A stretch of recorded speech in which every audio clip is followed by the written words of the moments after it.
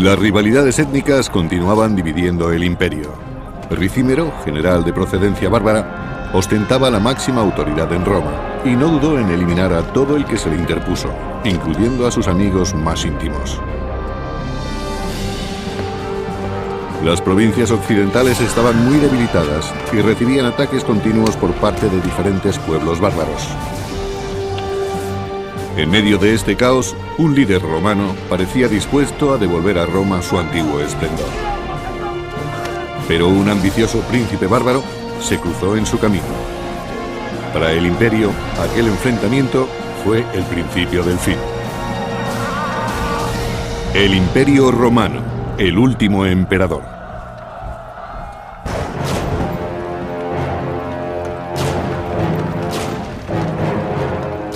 En el siglo V después de Cristo, el Imperio Romano Occidental no era más que una sombra de lo que había sido.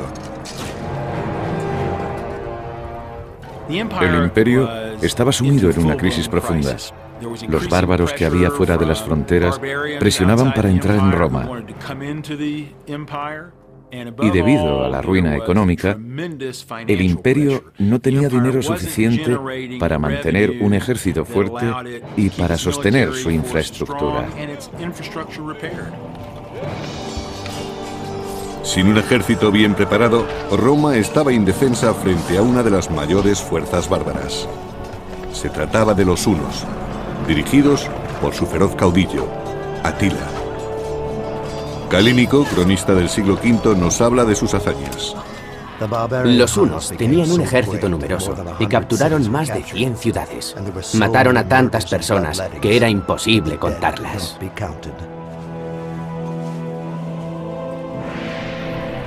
Los hunos, una tribu nómada del este, terminaron de arrasar el imperio. La verdad es que ya no existía el Imperio Romano Occidental. Las provincias de Occidente se habían disgregado y los enfrentamientos eran continuos. Había tantos reinos, tantos ejércitos luchando por el control, que en realidad no existía ningún control. Constantinopla, la capital del Imperio Oriental, había resistido las invasiones de los hunos, pero el Imperio Occidental estaba más debilitado, y la provincia romana de Panonia cayó en manos de Atila, rey de los hunos.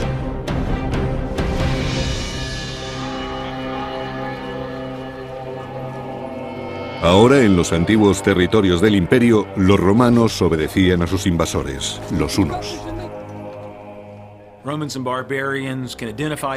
Los romanos y los bárbaros eran muy diferentes.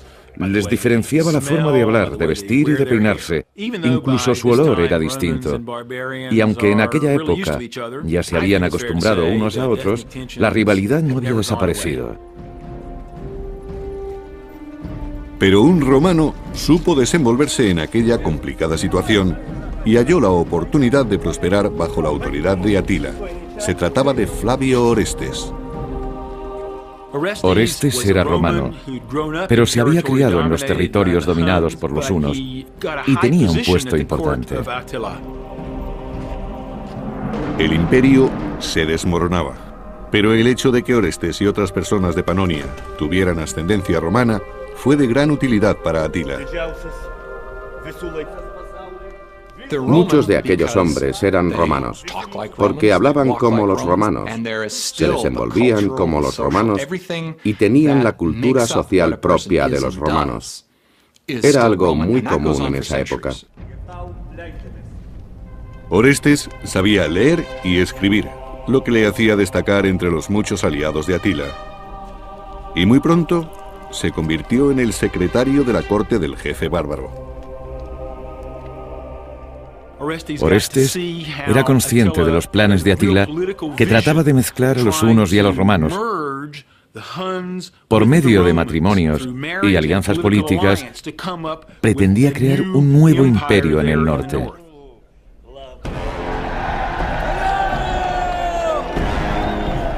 Orestes era uno de los colaboradores más cercanos de Atila y fue testigo directo de la crueldad de la justicia bárbara. Como romano, debió de sentirse ofendido. Había mucha rivalidad entre los bárbaros y los romanos. La mezcla de culturas suponía un problema insalvable en muchos casos, aunque ambos pueblos trataban de cooperar en los asuntos importantes o en los intereses comunes. La verdad es que existían muchas tensiones. Orestes detestaba que los bárbaros torturaran a los romanos, pero los planes de Atila despertaron también su ambición. Cuando Orestes servía en la corte de los hunos, observó que su rey, Atila, pretendía crear una poderosa nación partiendo de la nada. Fue entonces cuando comprendió que era posible levantar el antiguo imperio. Si un rey unificaba a los bárbaros y a los romanos, Roma recuperaría el esplendor de los primeros años, de la época de los primeros emperadores. Orestes trabajaba al servicio de los bárbaros, pero siempre se sintió romano. Pensaba que su pueblo era superior y deseaba que el imperio recuperara su antigua gloria. En el año 453 después de Cristo, el reinado de Atila terminó de manera inesperada en su noche de bodas. Fue un duro golpe para los hunos y para los aliados bárbaros. Su esposa lo encontró muerto por una hemorragia. Temió que la acusaran de asesinato y pasó la noche junto al cadáver. Según Jordanes, historiador del siglo VI, murió no por herida mortal, ni frente al enemigo, ni por traición, sino felizmente en el placer y sin dolor.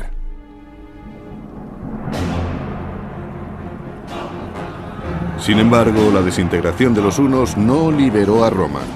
Aquello solo animó a otros pueblos bárbaros a invadir el decadente imperio occidental. Las ciudades romanas quedaron devastadas. El hambre y la pobreza se instalaron en sus calles. Y Orestes, que había perdido su influencia, trataba de salir adelante en una tierra que luchaba por sobrevivir.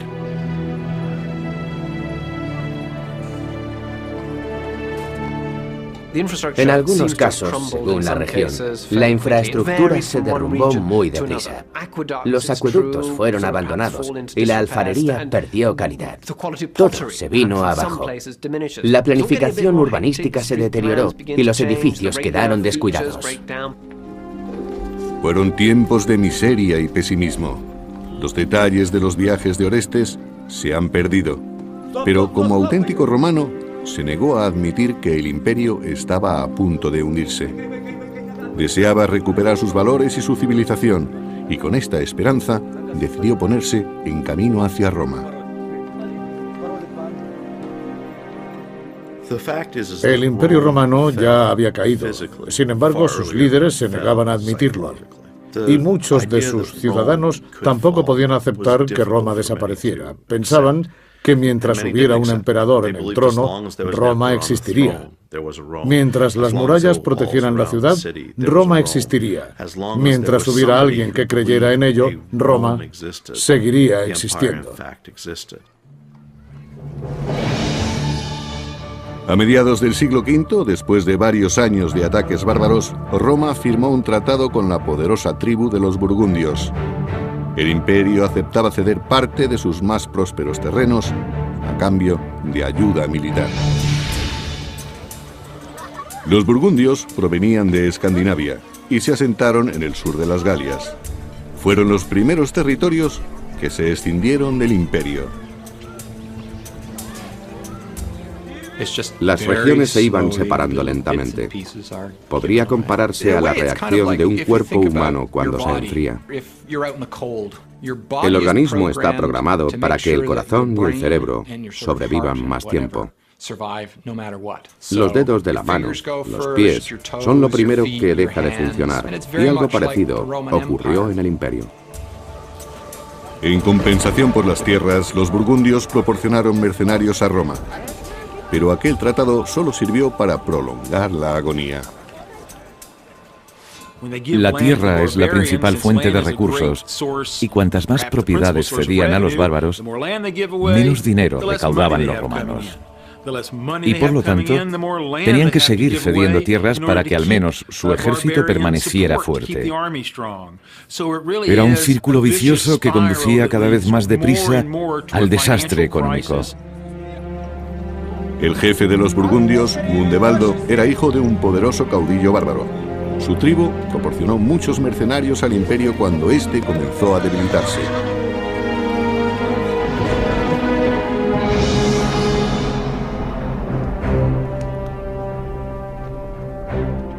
En la capital del imperio, Gundebaldo fue proclamado jefe del ejército. Pero su autoridad no se limitaba a los soldados, y fue él quien eligió al nuevo emperador, Glicerio. Gundebaldo lo eligió porque creía que le sería fiel y esperaba que gobernase según las órdenes que él le dictase. Glicerio no debía tomar ninguna decisión sin consultar antes con Gundebaldo. En el salón del trono del emperador había más bárbaros que romanos. En aquellos momentos, el ejército romano se componía principalmente de bárbaros. Es posible que hubiera soldados romanos, pero según los escritos, la mayoría eran turcos, germanos y otros muchos hombres procedentes de pueblos bárbaros. Odoacro era un guerrero bárbaro, pero estaba a cargo de los mercenarios de Glicerio. Odoacro consiguió un cargo muy importante en la Guardia Imperial. Era un militar muy competente y demostró tener una gran capacidad de dirección.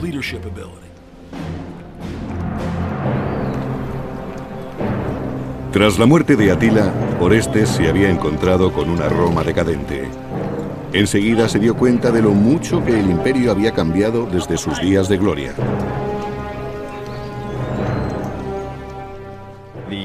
El poder del Imperio Occidental había desaparecido ya en el año 470, pero no todos los ciudadanos lo habían asumido. Pensaban que se trataba de un periodo de debilidad transitoria y que si la situación se enfocaba de otro modo, el imperio podría recuperarse. La experiencia de Orestes le permitió alcanzar un alto puesto en el ejército imperial, pero le sorprendió que Odoacro, un humilde bárbaro, ocupase un puesto similar. Los dos eran hombres muy ambiciosos y habían pasado por momentos muy duros. Orestes había trabajado al servicio de la corte de Atila y Odoacro era un jefe militar que había logrado ascender en Roma, a pesar de sus raíces humildes. Los dos tenían mucha experiencia como militares y creo que fue la ambición lo que acabó enfrentándolos. Orestes y Odoacro tenían ideas diferentes sobre el imperio. Uno de ellos era romano, el otro bárbaro. Después de pasar muchos años en la corte de Atila, el romano Orestes fue nombrado general del ejército de Roma. Pero se encontró con un imperio que estaba a punto de desaparecer. Además, el poder ya no residía en el emperador Glicerio, sino en Odoacro, general bárbaro, y en Gundebaldo, jefe burgundio.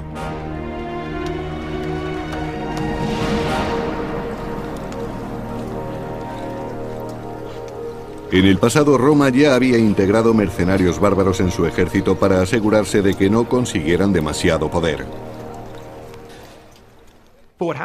En el siglo V, las tribus germánicas mantenían su identidad dentro del imperio. Conservaban su vestimenta, comida y cultura, así como su estructura administrativa, política y militar. Resulta extraño, pero no estaban romanizados. Y ahora los guerreros de Gundebaldo ostentaban el mismo poder que los romanos en el ejército imperial.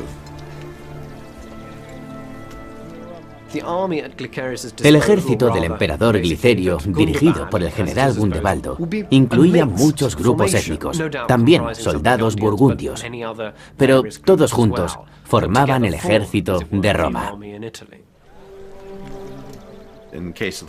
También hubo tensiones en el ejército a causa de la rivalidad entre romanos y bárbaros. Los romanos pensaban que, tratándose del ejército de Roma, ellos deberían ocupar un puesto más alto y que los bárbaros deberían ocupar puestos inferiores. El poder del ejército romano desapareció cuando estalló la violencia entre sus filas y el estamento militar acabó dividiéndose. El general Orestes terminó aceptando que aquel problema era imposible de resolver.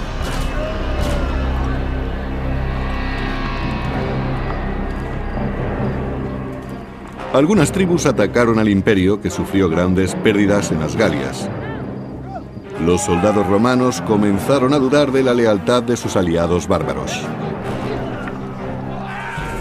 Creo que, dada la situación, cada uno se ocupaba de sí mismo. Fue una época muy confusa y los ejércitos estaban integrados por grupos que no tenían los mismos intereses. Ni siquiera los romanos coincidían entre sí. Incluso en el campo de batalla reinaba el caos. El ejército ya no luchaba por el imperio, sino que cada soldado lo hacía por sí mismo. Cuando los bárbaros saquearon las costas mediterráneas del Imperio Occidental, el Imperio Oriental, con su capital en Constantinopla, decidió intervenir.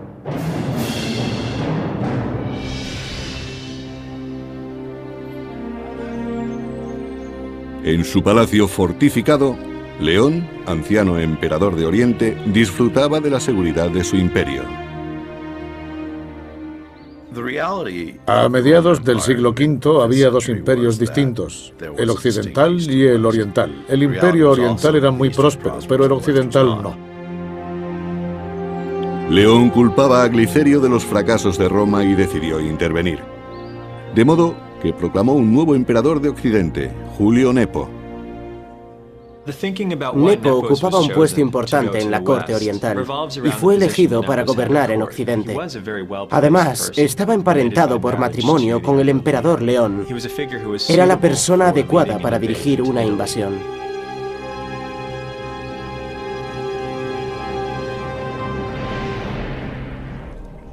En el año 474 después de Cristo, Nepo reunió un ejército y partió desde Constantinopla hacia la península itálica. Oriente quería reafirmar su influencia en Occidente y buscaron un candidato que derrocara a Glicerio. Su reacción no tuvo nada de sorprendente.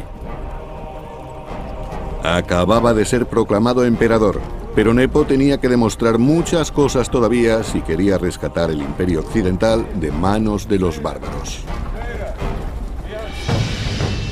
Cuando el ejército de Nepo partió de Constantinopla, el emperador Glicerio preparó su propio ejército en Roma para contrarrestar el ataque. Pero cuando Glicerio ordenó a Orestes y a Odoacro que aprestaran sus tropas para el combate, comprobó la falta de lealtad de los bárbaros. Gundebaldo y los burgundios le habían abandonado.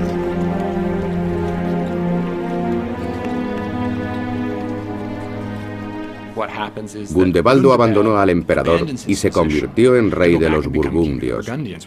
Para él, eso era más importante que ser general de Glicerio. Los soldados no eran todos de procedencia romana, y por eso sus intereses no eran los que se esperarían si hubiesen sido ciudadanos romanos. Sin el apoyo de los burgundios, los ejércitos de Orestes y de Odoacro no podían salvar a Glicerio de las tropas invasoras de Nepo.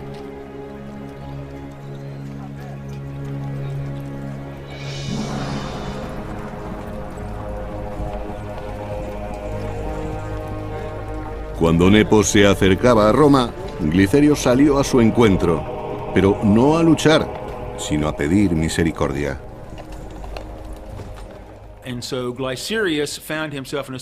Glicerio se encontró con que ya no tenía soporte militar ni de sus bárbaros, ni de sus tropas locales.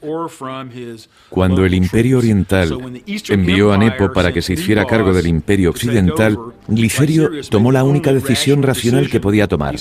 Se rindió sin luchar. Nepo, que había ido a Roma a derrotar a Glicerio, perdonó la vida al emperador. Nepo quiso aparentar que se trataba de un acuerdo legal y que sería proclamado emperador contando con el apoyo de Glicerio. Quería que pareciese que Glicerio lo consideraba más indicado para gobernar.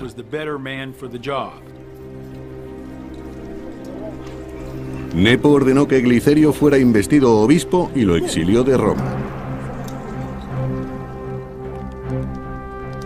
En junio del año 474, cuando Nepo fue proclamado emperador de Occidente, recibió el apoyo de Orestes y de Odoacro.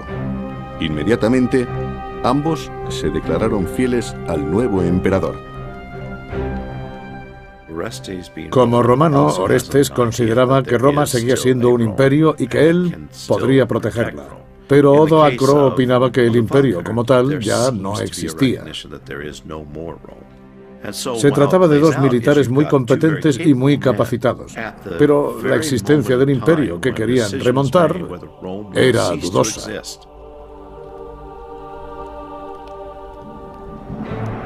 Nepo ascendió al romano Orestes y al bárbaro Odoacro a los más altos puestos de su corte, otorgándoles un gran poder. Ascendiendo a la vez a Orestes y a Odoacro y confiriéndoles el mismo poder, o al menos la misma consideración, estaba preparando su camino a la ruina. Ambos eran personajes de una firme voluntad y una gran experiencia como militares. Pero los visigodos y otros pueblos bárbaros seguían realizando incursiones en el último territorio romano que quedaba en las Galias.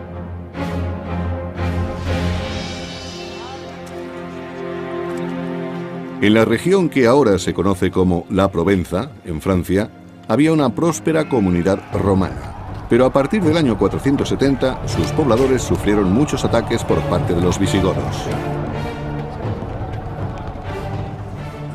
Eurico, el rey de los visigodos, era muy ambicioso. Quería expandir su territorio y apoderarse de las regiones del sur de Francia que todavía no estaban bajo su poder. Tenía un ejército fuerte. Las fuerzas de los visigodos eran abrumadoras. Aquella invasión y todas las anteriores fueron reduciendo poco a poco los territorios romanos en las Galias. Finalmente, solo quedó una pequeña franja costera en lo que hoy es el sur de Francia. Los guerreros visigodos arrasaron las aldeas de la Provenza sin compadecerse de los ciudadanos romanos que estaban indefensos. El emperador de Oriente había enviado a Julio Nepo a Roma para que ocupara el trono del emperador de Occidente. Nepo confiaba en sus dos generales, Odoacro y Orestes, pero el imperio romano estaba terriblemente debilitado.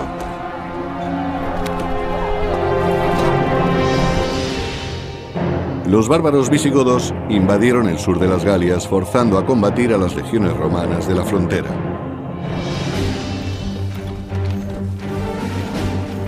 Pero los soldados imperiales no eran rivales para los visigodos. Los visigodos tenían más experiencia y su reino era más fuerte. Podían movilizar más hombres y sus tropas estaban mejor preparadas para enfrentarse a cualquier imprevisto en la batalla. El combate fue muy sangriento. Los romanos no sabían qué hacer.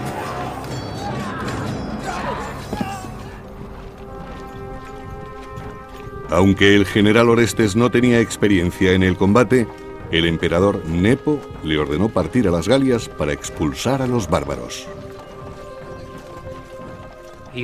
Prometió nombrar a Orestes gobernador de las Galias. Pero, aunque el nombramiento tuviese visos honoríficos, resultaba un poco sospechoso. Las Galias estaban a punto de ser completamente invadidas, y aquello parecía más bien una forma de alejar a Orestes, aunque es algo que nunca sabremos.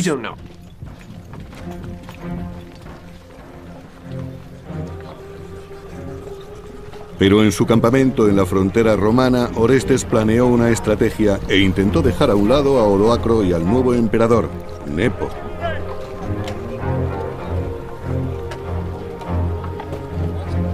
Ofreció un trato a sus soldados, bárbaros en su mayor parte. Si se unían a él contra Nepo, les pagaría con tierras romanas. Orestes no confiaba en la capacidad de Nepo y se rebeló. En lugar de seguir las instrucciones de su emperador, trató de hacerse con el poder. En mi opinión, le traicionó porque quería que Roma recuperase su antigua gloria. Orestes dejó las Galias a los visigodos y desde el norte de la península itálica regresó a Roma con su ejército. Cuando Nepo se enteró de su maniobra, huyó a Rávena.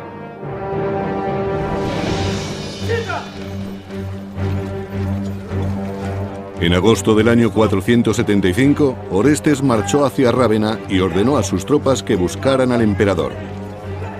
Los soldados bárbaros saquearon la ciudad y destruyeron las propiedades de los ciudadanos. Orestes debía pensar que Nepo estaba vendiendo el imperio romano a los bárbaros. O quizás su ambición era muy fuerte y deseaba hacerse con el poder de todo el imperio. Pero a pesar de las amenazas, nadie reveló dónde se escondía el emperador. Nepo hubo de abandonar la ciudad en secreto. Según Jordanes, historiador del siglo VI, Nepo huyó a Dalmacia y vivió allí como un ciudadano más. Curiosamente, se trataba de la misma ciudad en la que el emperador Glicerio había sido nombrado obispo. Nepo vivió exiliado, pero se hizo llamar emperador hasta el año 480. Algunos historiadores le favorecen considerándolo el último emperador, pero hacía ya mucho tiempo que no lo era. Tras la huida de Nepo y con los soldados bárbaros bajo su mando, Orestes pensó que podría restaurar el orden en un imperio sumido en la anarquía.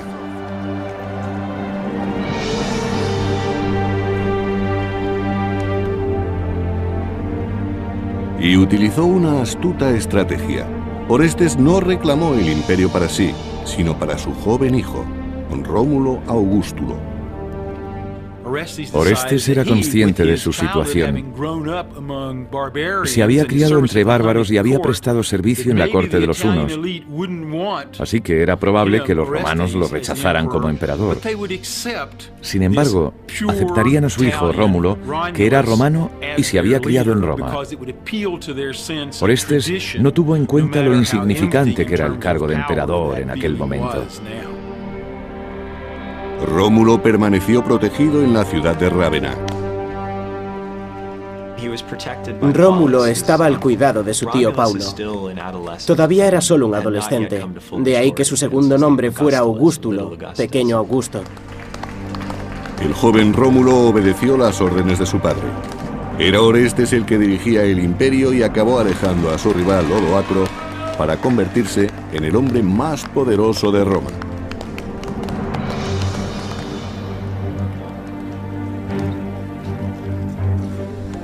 Pero Orestes ignoró la deuda contraída con los soldados bárbaros y después de haber cumplido su parte del trato, estos le exigieron el pago de lo acordado.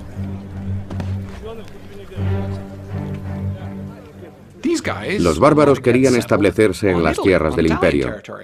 Sin embargo, Orestes como romano no quería que eso ocurriera y se negó a cederles esos territorios. Orestes no podía pagar a los soldados, y los soldados querían un emperador que les pagara. Por eso, cuando Orestes no les dio el dinero ni las tierras que les había prometido, los bárbaros decidieron que solo tenían una opción: librarse del emperador y nombrar otro que sí les diera lo que demandaban. Con la ayuda de sus guardias, Orestes logró escapar, pero subestimó el poder del ejército bárbaro. Y los soldados buscaban venganza.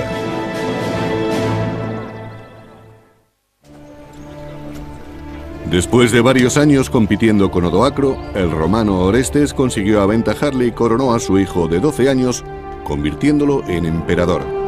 Pero las tensiones aumentaron cuando no pagó su parte del trato al ejército bárbaro.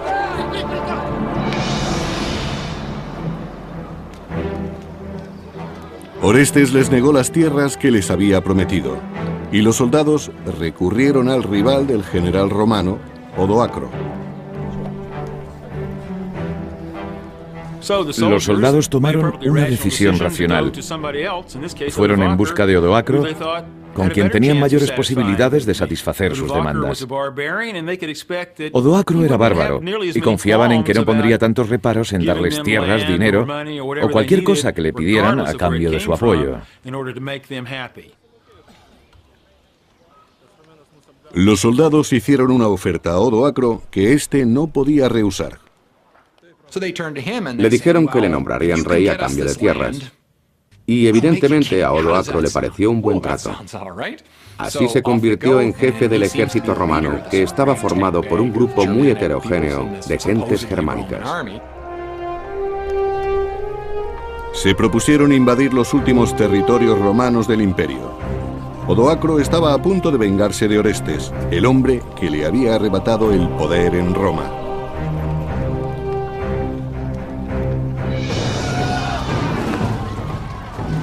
Inmediatamente sus huestes empezaron a saquear las ciudades romanas. Según los historiadores, estuvieron saqueando ciudades durante varios días. A los ricos les arrebataron todo su dinero. Los soldados bárbaros habían arriesgado su vida por un imperio que no sentían como suyo y consideraron que Roma tendría que pagar con sangre lo que no podía pagar con dinero ni con tierras. Su situación era comprensible.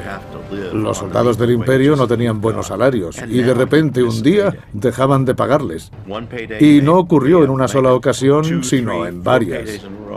Estaban al borde de la pobreza y a nadie le interesaba ser leal a un ejército que les dejaba morir de hambre. Odoacro estaba a punto de conseguir aquello por lo que tanto había luchado: ejercer su dominio sobre Roma y sobre Orestes.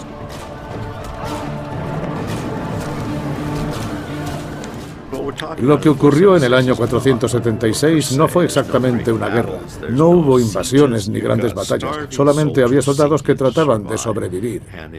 Y para conseguirlo, tenían que hacer todo lo necesario. Estaban entrenados para luchar y lucharían contra todo aquel que se interpusiera en sus planes. Por eso los levantamientos y los saqueos eran continuos. Orestes decidió dejar a su hijo, el joven emperador Rómulo, en Rávena, al cuidado de su tío Paulo. Después, el general bárbaro escapó a Ticino, en el norte de Italia. Orestes se vio obligado a refugiarse en Ticino, la moderna Pavía, para escapar de Odoacro y de su ejército. Sabemos por algunos escritos que el obispo de Pavía dio refugio a Orestes. Pero no logró librarse de la ira de los bárbaros. Orestes se vio forzado a huir cuando Odoacro y sus hombres registraron la iglesia tratando de apresarlo.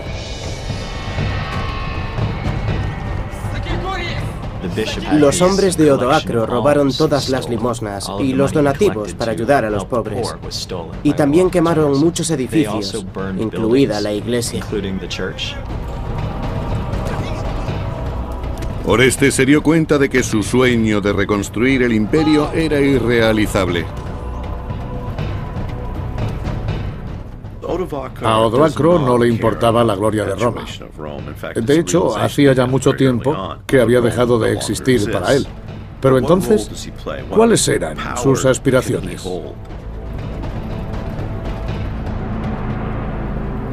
Orestes y su guardia escaparon de Ticino. Trataban de ganar tiempo para preparar el enfrentamiento contra Odoacro. Hacía mucho tiempo habían sido compañeros en la corte. Ahora ambos luchaban por el poder. Ambos estaban muy orgullosos del puesto que ocupaban y ninguno quería reconocer la autoridad del otro. Por tanto, el enfrentamiento era inevitable. Orestes y su ejército llegaron finalmente a Plasencia, la moderna Piacenza, antes de enfrentarse a Odoacro en el campo de batalla.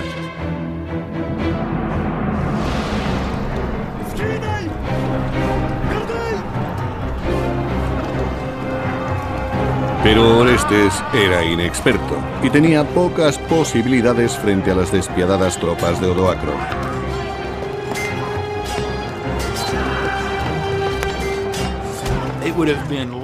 La batalla fue muy violenta. En realidad, no es el entrenamiento militar lo que da la victoria a un ejército. El ánimo y la confianza con que acuden a luchar los soldados tiene mucha influencia en el resultado. Hubo muchos cadáveres, heridos y hombres paralizados por el miedo. Orestes estaba siendo derrotado.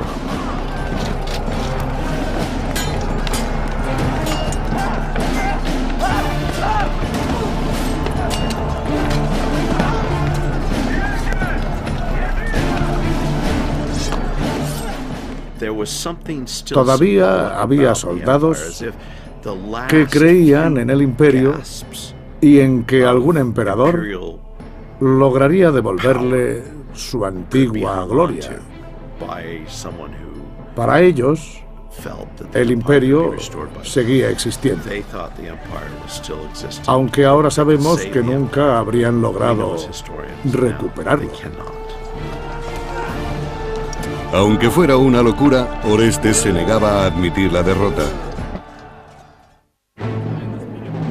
Cuando el general romano Orestes negó a los soldados las tierras que les había prometido, estos se rebelaron contra él, dirigidos por su peor enemigo, el general bárbaro Odoacro.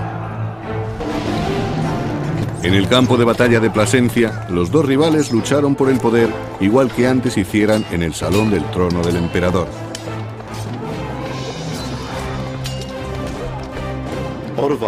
Odoacro y Orestes eran los dos personajes más importantes del Imperio Occidental. El futuro de Roma dependía de ellos y deberían haber colaborado juntos. Nunca se plantearon llegar a un acuerdo. Eran demasiado ambiciosos y recurrieron a la guerra.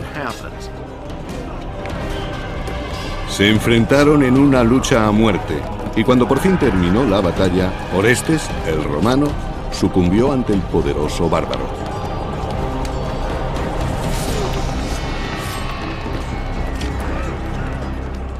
No sabemos exactamente qué ocurrió cuando Odoacro capturó a Orestes, pero se cree que lo mató de algún modo rápido y brutal.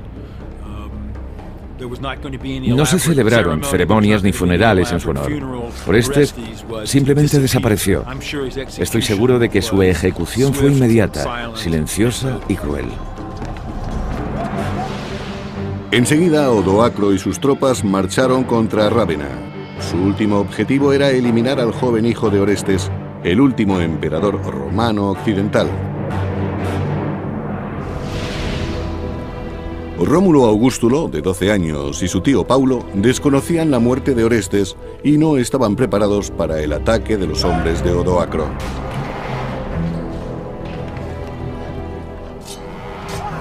Cuando Odoacro llegó a Rávena, Rómulo no pudo hacerle frente. Era demasiado joven y no tenía experiencia, pero Paulo trató de proteger a su sobrino. Los hombres de Odoacro mataron a Paulo y capturaron al emperador.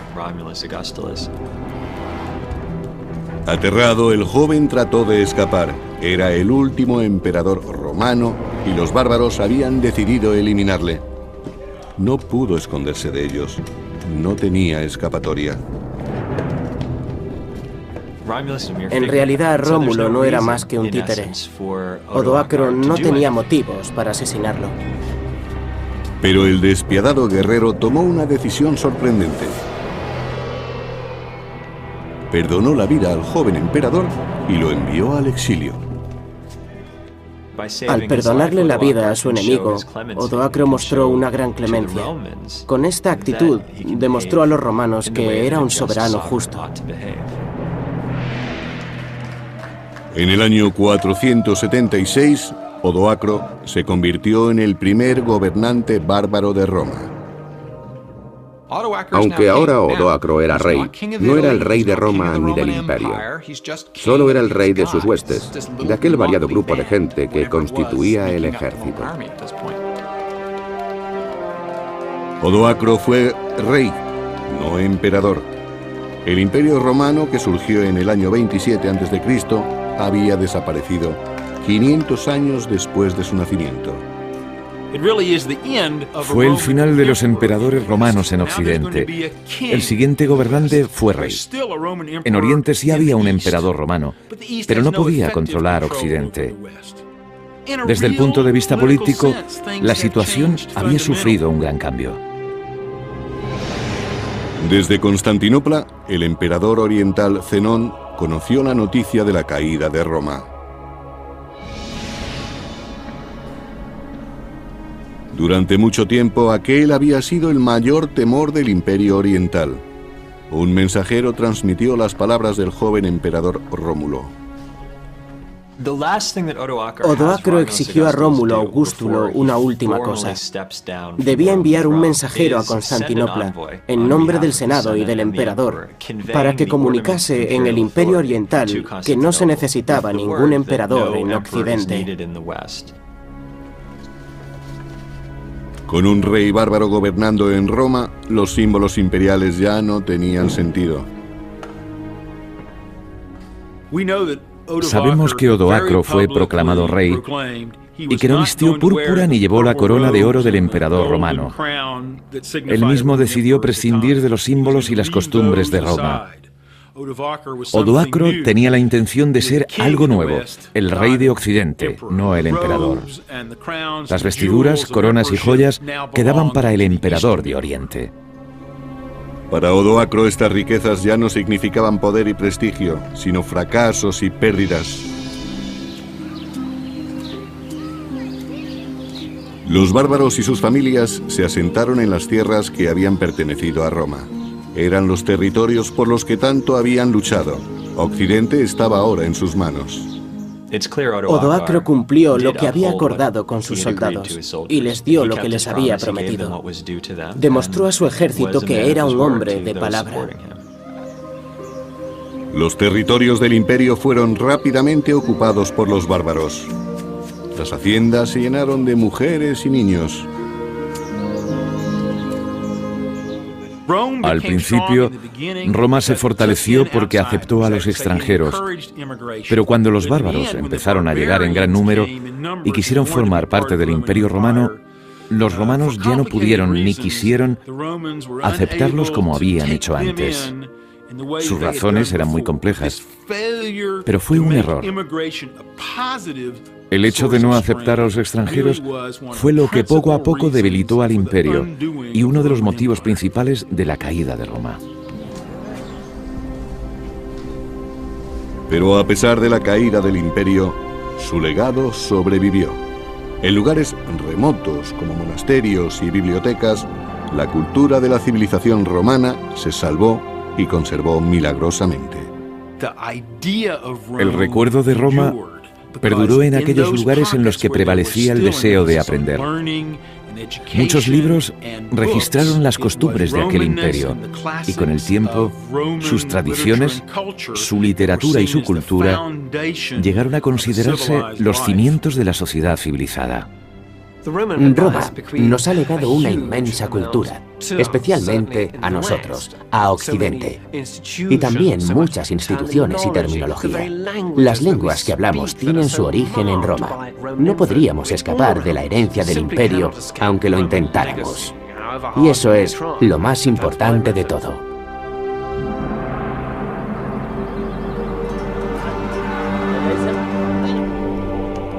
De la democracia al imperio y hasta su caída, Roma sirvió de inspiración al mundo occidental que hoy conocemos.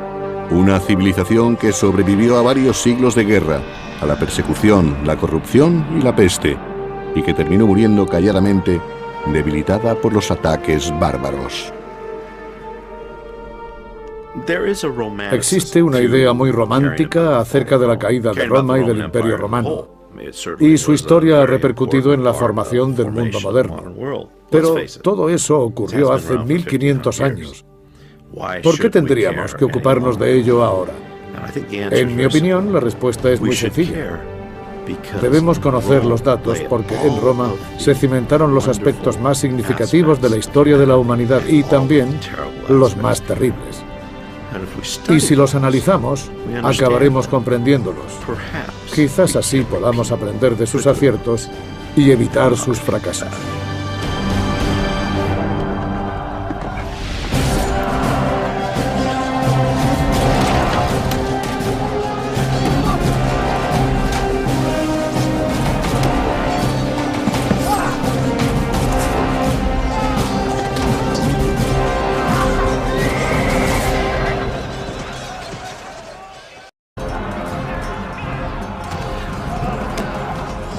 Las rivalidades étnicas continuaban dividiendo el imperio. Ricímero, general de procedencia bárbara, ostentaba la máxima autoridad en Roma y no dudó en eliminar a todo el que se le interpuso, incluyendo a sus amigos más íntimos. Las provincias occidentales estaban muy debilitadas y recibían ataques continuos por parte de diferentes pueblos bárbaros. En medio de este caos, un líder romano parecía dispuesto a devolver a Roma su antiguo esplendor. Pero un ambicioso príncipe bárbaro se cruzó en su camino. Para el imperio, aquel enfrentamiento fue el principio del fin. El Imperio Romano, el último emperador.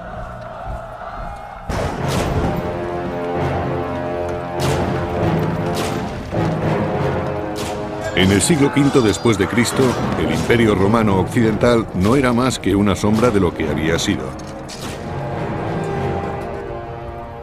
El imperio estaba sumido en una crisis profunda.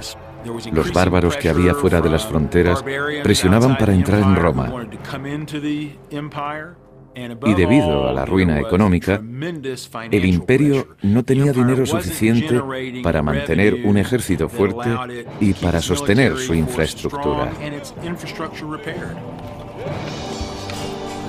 Sin un ejército bien preparado, Roma estaba indefensa frente a una de las mayores fuerzas bárbaras.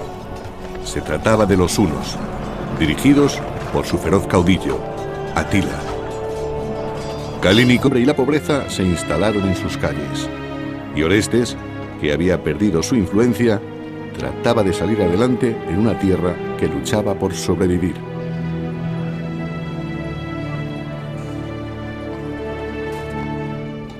En algunos casos, según la región, la infraestructura se derrumbó muy deprisa. Los acueductos fueron abandonados y la alfarería perdió calidad. Todo se vino abajo. La planificación urbanística se deterioró y los edificios quedaron descuidados. Fueron tiempos de miseria y pesimismo. Los detalles de los viajes de Orestes se han perdido, pero como auténtico romano, se negó a admitir que el imperio estaba a punto de hundirse. Deseaba recuperar sus valores y su civilización, y con esta esperanza decidió ponerse en camino hacia Roma. El imperio romano ya había caído. Sin embargo, sus líderes se negaban a admitirlo. Y muchos de sus ciudadanos tampoco podían aceptar que Roma desapareciera. Pensaban que mientras hubiera un emperador en el trono, Roma existiría.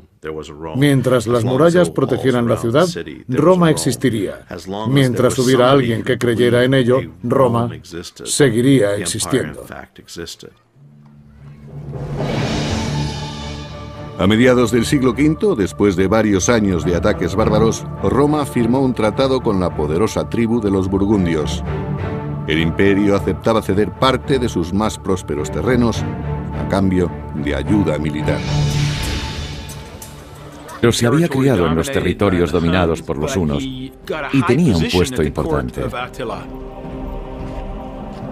El imperio se desmoronaba, pero el hecho de que Orestes y otras personas de Panonia tuvieran ascendencia romana fue de gran utilidad para Atila. Muchos de aquellos hombres eran romanos, porque hablaban como los romanos, se desenvolvían como los romanos y tenían la cultura social propia de los romanos. Era algo muy común en esa época. Orestes sabía leer y escribir, lo que le hacía destacar entre los muchos aliados de Atila. Y muy pronto se convirtió en el secretario de la corte del jefe bárbaro. Orestes era consciente de los planes de Atila, que trataba de mezclar a los hunos y a los romanos.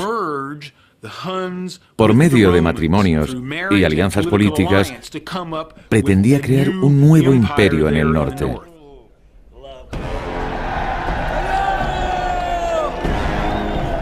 Orestes era uno de los colaboradores más cercanos de Atila y fue testigo directo de la crueldad de la justicia bárbara.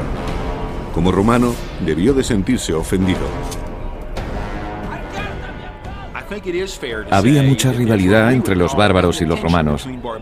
La mezcla de culturas suponía un problema insalvable en muchos casos, aunque ambos pueblos trataban de cooperar en los asuntos importantes o en los intereses comunes. La verdad es que existían muchas tensiones. Orestes detestaba. El cronista del siglo V nos habla de sus hazañas. Los hunos tenían un ejército numeroso y capturaron más de 100 ciudades. Mataron a tantas personas que era imposible contarlas.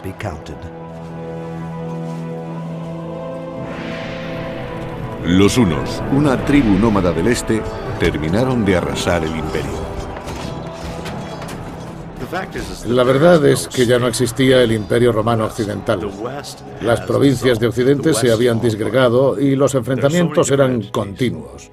Había tantos reinos, tantos ejércitos luchando por el control, que en realidad no existía ningún control. Constantinopla, la capital del Imperio Oriental, había resistido las invasiones de los hunos, pero el Imperio Occidental estaba más debilitado, y la provincia romana de Panonia cayó en manos de Atila, rey de los hunos.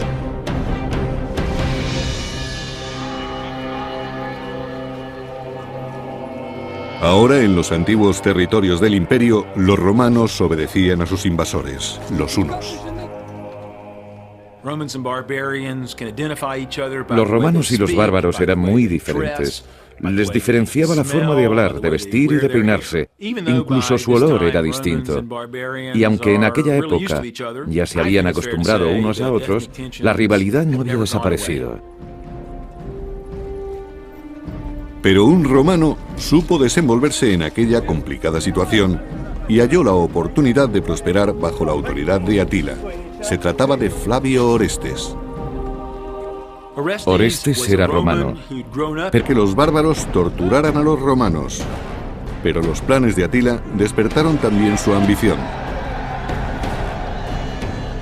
Cuando Orestes servía en la corte de los hunos, observó que su rey, Atila, pretendía crear una poderosa nación partiendo de la nada. Fue entonces cuando comprendió que era posible levantar el antiguo imperio. Si un rey unificaba a los bárbaros y a los romanos, Roma recuperaría el esplendor de los primeros años, de la época de los primeros emperadores. Orestes trabajaba al servicio de los bárbaros, pero siempre se sintió romano. Pensaba que su pueblo era superior y deseaba que el imperio recuperara su antigua gloria. En el año 453 después de Cristo, el reinado de Atila terminó de manera inesperada en su noche de bodas. Fue un duro golpe para los hunos y para los aliados bárbaros. Su esposa lo encontró muerto por una hemorragia. Temió que la acusaran de asesinato y pasó la noche junto al cadáver. Según Jordanes, historiador del siglo VI, murió no por herida mortal, ni frente al enemigo, ni por traición, sino felizmente en el placer y sin dolor.